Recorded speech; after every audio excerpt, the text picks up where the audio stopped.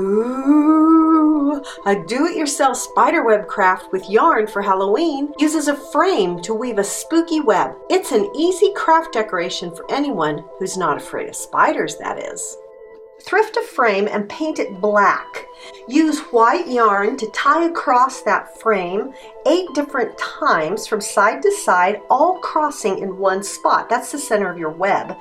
Tie another piece of yarn there and then begin to weave it out around that center and tie it to those yarns you cross. Use a small styrofoam ball that you paint black for your spider. Use pipe cleaners for legs and of course googly eyes, and then place it on your web. Ooh, a do-it-yourself spider web craft with yarn for Halloween uses this frame to weave a spooky web and then add our spider friend. For more Halloween crafts, come on over to welcometananas.com and join the fun.